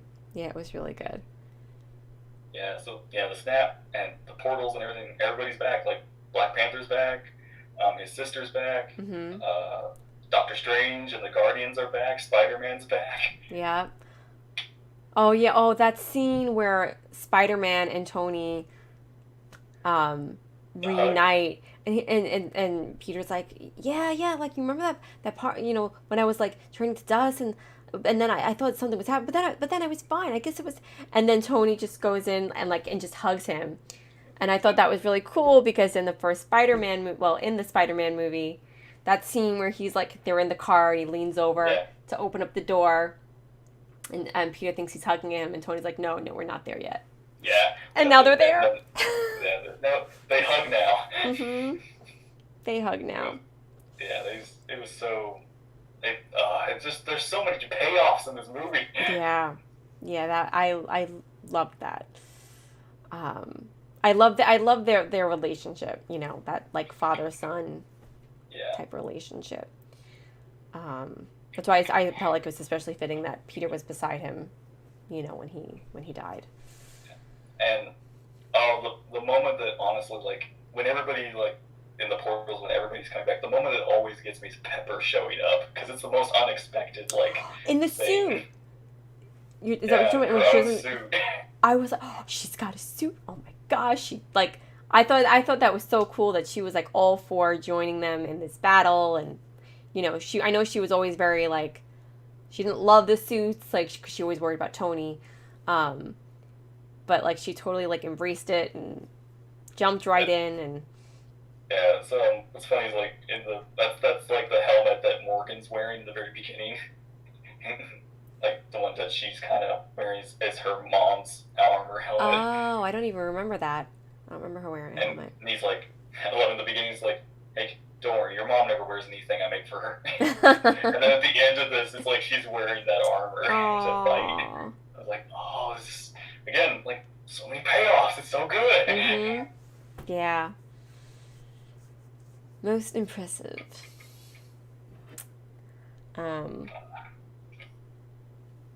Yeah, so to backtrack a little bit, I know we didn't talk about the scene when they're doing all the time travel stuff and Tony went back in time and he ran into his dad. That's what it was. That was the scene.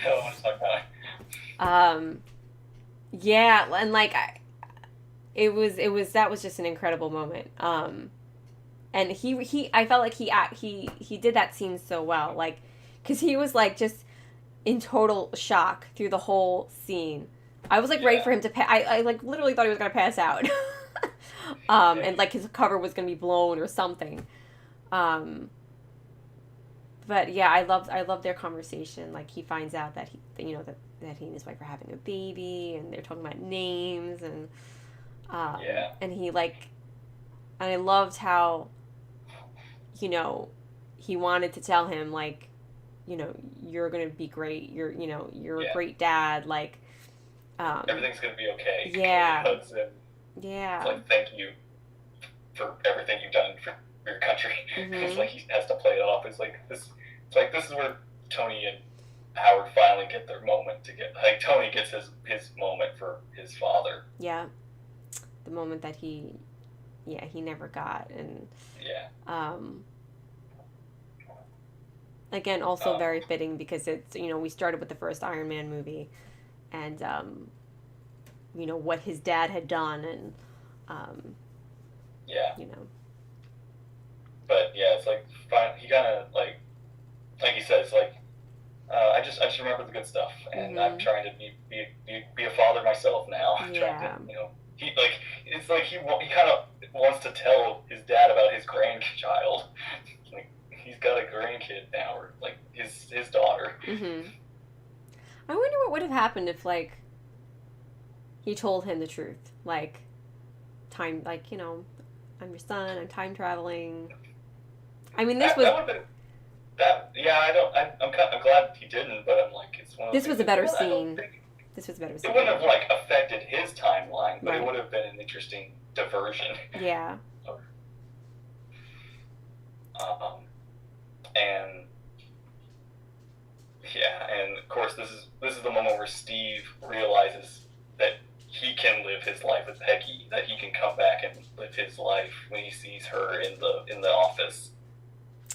Oh my gosh, that scene where he's on the opposite side of the glass and he's just like looking at her. Yeah. He loved her so much. It was so sweet. Yeah. I know it's not real, but but yeah, you're right. I guess that was the moment where he was like, that, you know, he realized that's what he wanted. Also, when Howard like goes to his limo and he hands like he talks to Jarvis, like his butler, which it's actually not the same actor who plays Vision. It's different. But this Jarvis appears in Agent Carter, and when I watched Agent Carter, and it was actually I didn't know that was the same Jarvis, but when I rewatched Agent Carter for this, I was like, it was actually a little like emotional to actually see Jarvis. Like this Jarvis, because now I know him. Mm-hmm. So it was really good.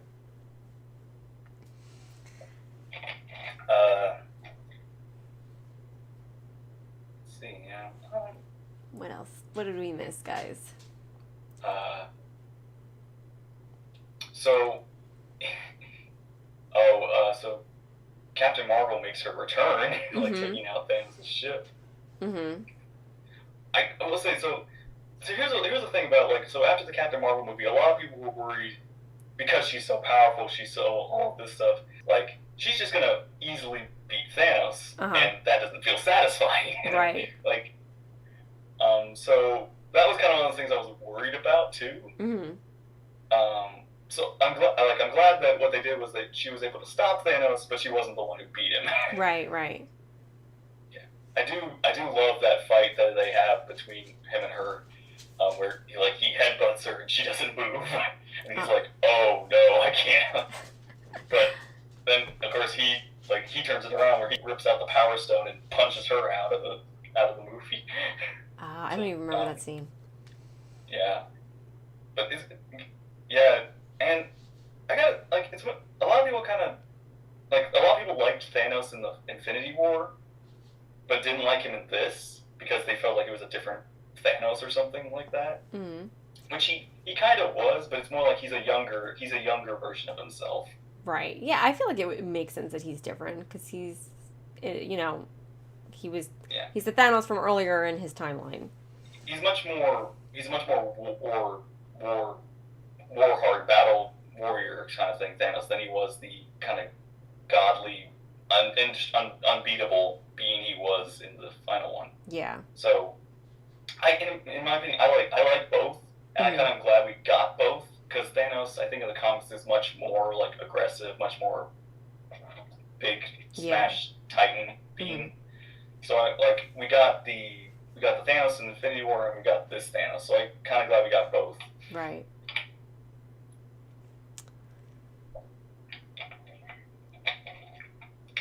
Shake, don't pull. I don't remember what...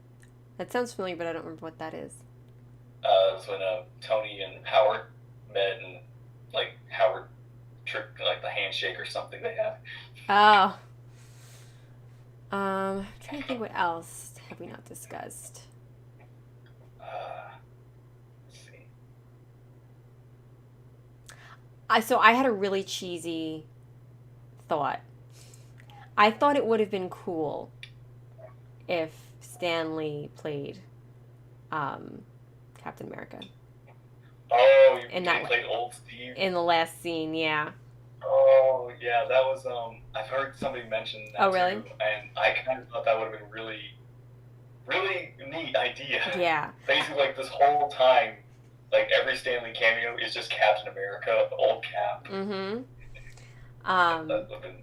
But yet the actor they chose was perfect, but I thought that would have been kind of cool. Actually, I think that's actually Chris Evans in old makeup with some CGI. No. Yeah, that's the same actor. That's Cap. Wow. Impressive. So they have good de-aging effects, and now they have good aging effects. They really do. That's incredible.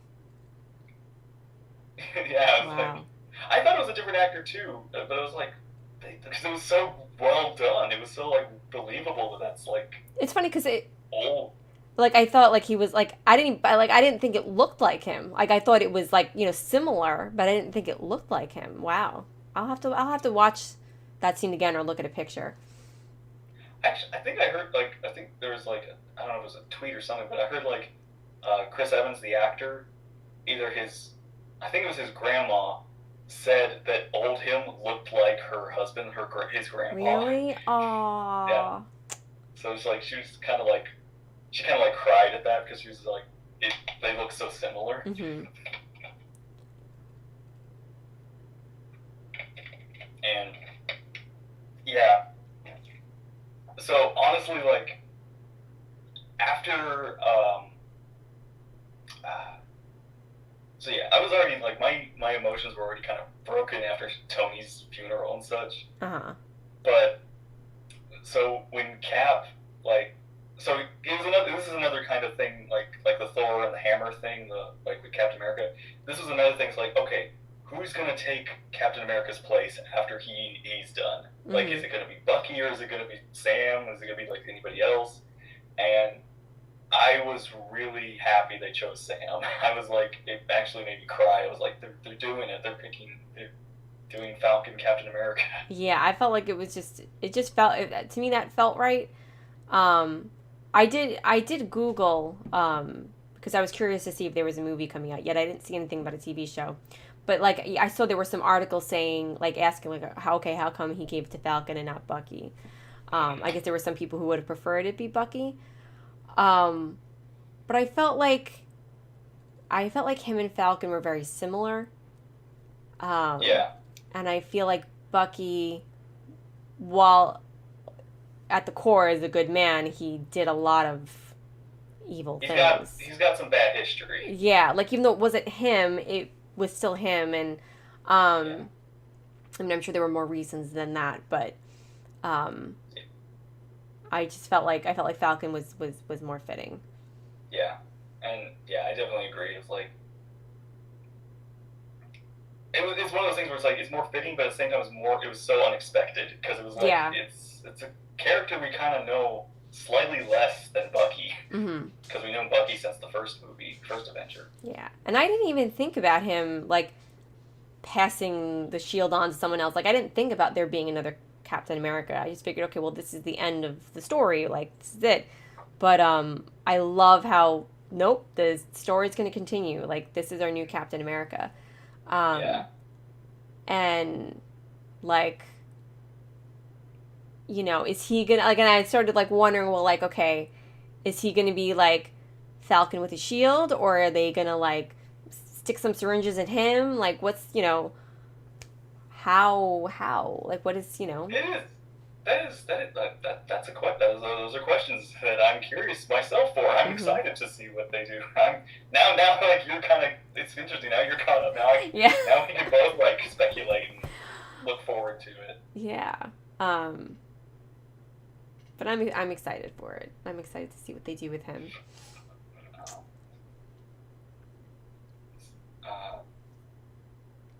Yeah, I guess the only other kind of story would be basically Nebula and Rhodey's little moment where they're where they get the Power Stone, and Nebula kind of creates the whole glitch situation that causes this Thanos to come over into their reality. Yeah. I thought it was kind of weird that they risked bringing Nebula. So, like, I feel like they had to be really careful, like, when they went to the timeline where Thanos was or whatever. Like, not that they could have known that specific thing was going to happen, but, like, if they saw two Nebulas, that would have been a dead giveaway that something was going on. Like, I just felt like they should have been a little bit more inconspicuous. I don't know who would have been better. The reason I think she had to go was mostly because she's the one who's most familiar with the planet and Thanos and where he is. Like, she knows kind of what's going on in this specific time. One little tiny nitpick I kind of have is, like, she says 2014, which I feel like, you know, an alien in another reality or another space, another time, wouldn't say 2014. Like, she would say her time or this, how many years in the back. It was just one of those little, like, wait, why would you say 2014? You're from a different planet. Like, you run on a different true. clock. That's true. But that's my only, like, little nitpick I have. Mm-hmm. But yeah. And then, Thanos ends up with that little thing in her, is able to, figure out what's going on. Her Wi-Fi is crossed. Yeah. Between the two, and yeah. Don't bring time into a time heist movie.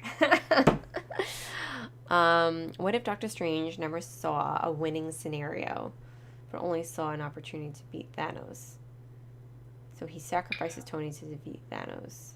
I thought about that too. I thought maybe what if the one he says, the one that he says wins, like he saw other ones that win, but the one he saw with like the least casualties and the best outcome was that one. Mm-hmm. That this is the one that, like, there are other ways they could have won, but it cost them more doing so. Right. So is what I think he saw. Hmm.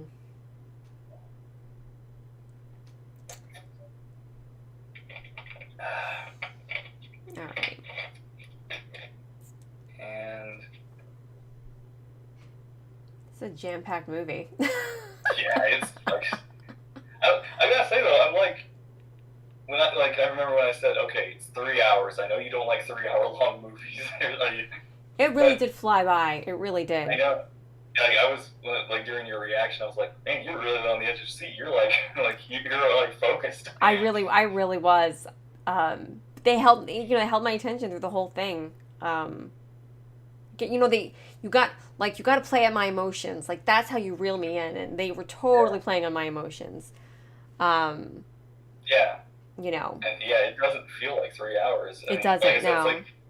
It's like three acts that each one kind of like, it begins, ends, and then begins and ends and begins and ends. It kind of doesn't. But it's at a nice pace that you don't feel like it takes forever. Yeah, exactly. Like in Infinity War, like they pissed me off in the first 5 minutes when they killed Thor and killed Loki. I was like in the first, and they did it like it was a snap, like it was nothing. And after that, I was like checked out. I was like, are you kidding me? Like, neither one of those characters deserved that death. I'm done. And so the rest of the 2.5 hours just dragged for me, especially because they added death after death after death. It was like, you're just like, I'm not. I didn't sign up for this pain. Nope. And then this movie is the flip. It's like, it was like, I'm not gonna enjoy this. Yeah. I was like, I really thought I was gonna hate it, but it was like they stuck the knife in, but they did it very slowly. I was actually gonna say, I almost want to say, it's like, I was gonna say, should I warn you to not wear like any eye mascara or something in case you cry? Like, because you might because this movie like I cried, so I thought, man, you're gonna probably lose it too. I kept it together. I got choked up, but I kept it together. I cry at the most, I cry at random things, at a sappy commercial, or a sappy Hallmark movie. But I came close in this one. This one gave you the sappy ending. 100,000 channel points to make Frankie watch Infinity War again. Hell no. Will you ever do a watch party for the Incredible Hulk? To fully complete your MCU journey. Maybe at some point. Some point. Did you, like you mentioned you talked to your brother about Infinity War. Did you, to see your family again to talk to them after this movie? No, I didn't. Yeah, my brother-in-law. I know I have to text him and tell him that I watched it. He said he loved this movie. But I think he said, if you didn't like Infinity War, you probably won't like this. And I actually had one of my friends tell me that too. But I feel like this totally, not that it completely redeemed Infinity War, but this was way better than Infinity War. Yeah. Well, this was more your movie. This is so much more. Yeah. Build up, happiness, final epic. It was another thing. It's the epic battles, like everything just felt right in this one. Yeah, everything happened as it should. Like there isn't anything in this movie that I would have changed. I mean, I wish there would have been some kind of magical way that they could have brought back Gamora and Yeah. Black Widow. Yeah. But yet, I'm totally okay that they didn't because again, I still would have preferred if the Gamora from the past was able to stay. Yeah. Which, yeah, something like that's kind of what. So she ran off somewhere. So yeah, that's something that the Guardians are gonna have to like find her in the next movie with Thor with them. right. Like Thor's joining the Guardians now. But like, but this is how Gamora knew that she had to be killed, right? Like, did this? What do you mean? Okay, remember? Okay, in Infinity War, Gamora tells Quill. I always get his name confused. For some reason, I always call Quill Peter for some reason, but Star-Lord. Yeah, I one day I'll get it right. Gamora tells Quill, "I know something that Thanos doesn't. If he gets the stone or whatever it was, he said, if this happens, you have to promise that you'll kill me." Was she referencing this? What she's referencing is just the location. She knows where it's located, but she didn't know how to get the stone. She didn't know the price it paid to get the stone. She just knew where it was. That was all she knew. Because the Soul Stone apparently was very hidden, like very unknown. And she didn't want that information that she knew for Thanos to find out. So that's why she wanted to be killed. Okay. Oh, okay. She didn't want to be, oh, okay. All right, I got you. Yeah. So wait, his name is Peter? I get so confused. His real name is Peter?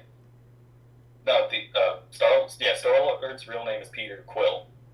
Oh, see, okay. Like in one of the other streams, I called him Peter, and then I watched the next movie and they called him Quill, and I was like, oh, I got his name wrong, but I didn't realize. Okay, Peter is his first name. All right, so I wasn't too far off. Okay.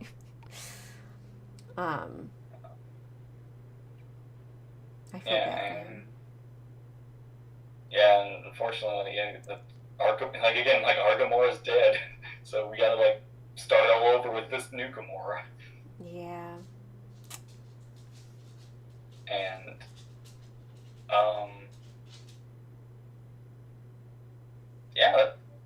that's pretty much it. That's this movie. Yeah. Well, I loved it. Another one of my favorites. Quail. Peter Quail. It's like Quail? No, it's Quill. Thor. That little moment where Thor joins and they're arguing about who's in command of the ship. Oh, that was funny. Oh, okay. There is one thing. Wanda's moment versus Thanos, where she's mad. Oh yes, she's being very dramatic. You ruined everything. For her, it's been 5 minutes since that. Mm-hmm. It's Vision just died for her 5 minutes ago. All right, understandable. She's just a little over the top for me. Yeah. I don't like. Never mind. That's the other thing. So you mentioned how they need a TV show. Well, they're getting a TV show. She's getting a TV show. Makes sense. Yeah, she just the type of drama that she gives, and the type that her and Vision gave. It was they look like they should be on some kind of teen drama on some network. That it's how those shows are. They're just so melodramatic, so serious. Where it's you're watching this as an adult and you're like, this is nonsense. But okay, teenagers love it. I love I like their relationship. I think it's very sweet, but it's dramatic. Every 5 minutes, oh my God, are you okay? Oh my gosh, are you okay? Are you okay? He's fine. I do love that though. It's interesting. It's she could have killed Thanos. Like, she's one of the few that, like, Thanos is really, like, mortal in this movie. He's, like, trying, and they almost kill him a few times before they finally do defeat him. Yeah.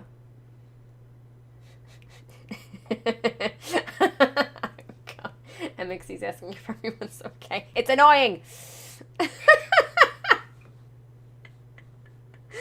Wait, is the stream okay? No, he's making fun of me making fun of Wanda. The whole, are you okay? Oh. Are you okay? Gosh.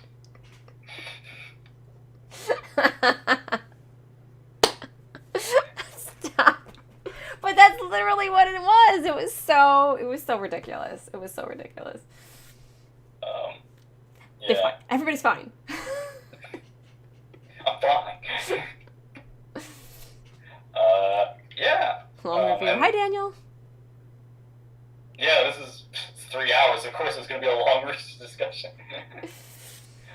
Back to the Future. Yeah, and honestly, another really thing I love is the credits. Like, the credits, they show everybody in their, like, little shots. I like that. Yeah. Again, you know, giving the characters the respect that they deserve. Like, they each had their own shot, and I like how they, like, Black Widow was, like, one of the last ones, and Tony, like, the ones who died, you know. The original 6 got their, like, Hawkeye, Black Widow, Banner, Thor, Cap, and Tony. Yeah. Like, those 6 got their, got the kind of the big send-off. Mm-hmm. Yeah, I really like that. 8 out of 10. No, 10 out of 10, Daniel. 10 out of 10. It's like 3,000 out of 10. Yeah, this is honestly, like, again, I just love this movie. I just really love this ending. This was you. Oh, you're giving it an 8 out of 10. I'm surprised. Daniel, I feel like I don't know you anymore. 3,000 out of 10. Yeah, this was epic. And rip Star Wars. It's interesting. I didn't expect it. It really just, I mean, I still love Star Wars. I mean, you know, I still love the sequel trilogy, but, like, it just changed my perspective on it a little bit. Like, it showed me what could have been, you know, in a way. Again, what Marvel did was just incredible. What did you guys say? Yeah. 22 movies, and it all linked together. It was all connected, and you had. I wonder. I'd be curious to know what the number is of exactly how many, like, characters were in this movie. Like, yeah, there's, like, and that's the other thing. Like, in Rise of Skywalker, when we see all the ships, we don't know who's on those ships, or we don't know anything about those. But here, when everybody comes back, we know each of those characters who comes back. Yep. Yeah. And again, they all they all came back, and they all got the send off that they deserved. You know, in Rise of Skywalker, we got, you know, there were a couple of ships that we recognized. Okay, that's cool, but could have been more. Could have been more. Oh, and that's what it was in my brain. People, like, kind of, like, some people, like, blame, like, the Star Wars situation, like, on fatigue, like Star Wars fatigue, like there's too much Star Wars or something like that. But it's like, here's Marvel. They came out with, like, 3 movies each year at one point. There was 3 movies in 1 year. There was, like, Spider-Man, Guardians of the Galaxy, and Thor Ragnarok, all in 1 year. Wow. And, like, Infinity War and Endgame were in the same year. Ant-Man and the Wasp Ant-Man and Infinity War were in the same year. Endgame and Captain Marvel were in the same year. Age of Ultron and Ant-Man were in the same year. There was, like, each year had at least 2 Marvel movies. And Star Wars had 2 years to work on each movie. Yeah. It was like 1 movie a year for them. Mm-hmm. Oh yeah, Black Panther was also 2018. Wow. That's 3 movies. Kevin Feige is the person Feige. Feige? Oh, is equal to Kevin Kennedy. See why people get mad about her. Yeah. Yeah, he's the main guy kind of in charge of the guiding point. Mm-hmm. Got you. But yeah. Well, now that the sequel trilogy's done, like I said, I'm looking forward to whatever's next. Like, Mandalorian's been good, so I'm looking forward to that. And I feel like because I feel like they got the right people for the Mandalorian. Like, I feel like who they got for the Mandalorian should have been doing the sequel trilogy. They got the Marvel guy for Mandalorian. Yeah. But Dave Filoni, I think if Dave Filoni had been included in the sequel trilogy, it would have been different. Yeah.